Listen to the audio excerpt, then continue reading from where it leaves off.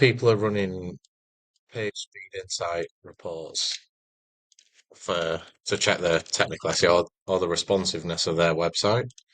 So I'll just run a quick one while I'm waiting on mine. Mine doesn't have many large images, I don't believe, but it's worth a check. So you've got to remember that Google indexes websites and URLs first on mobile.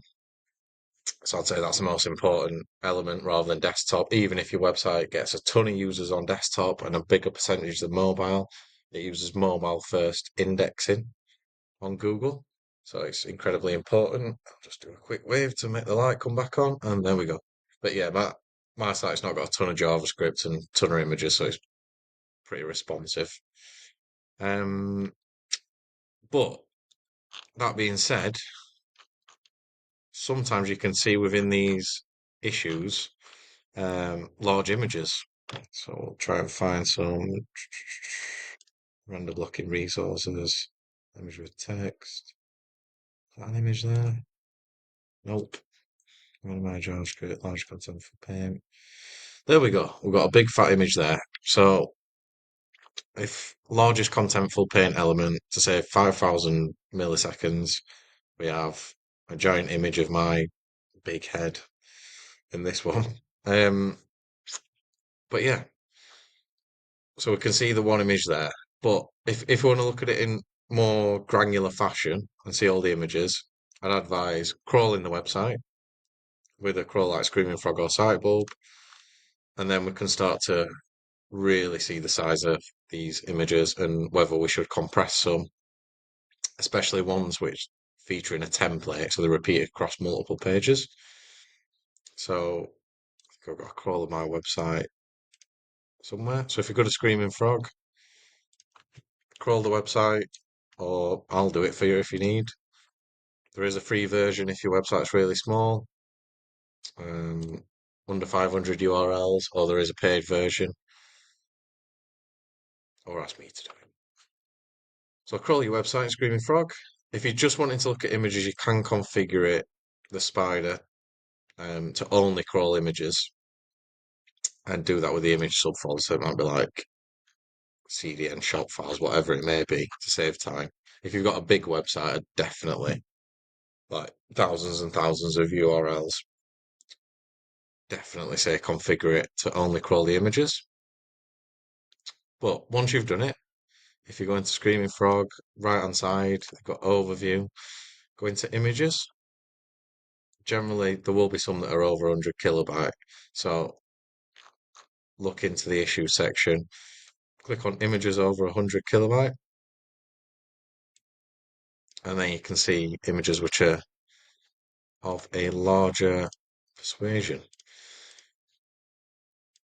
If you want to see all of them, an overview, just do that filter, click all, and then you can sort by size. So I've sorted my images by the biggest size.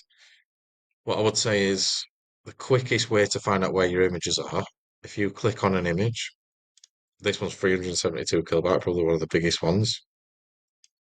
Go down to the bottom section, click in links, and then we can see all the places this image is internally linked. We can see it's in the content and whereabouts it is. So this one's on the home page. Copy and paste that. Okay, so this image is above 100 kilobytes. Not massive, but it could do with compressing. And it's on the home page. So we've got the image there. Let's open up the home page and we can see the image there.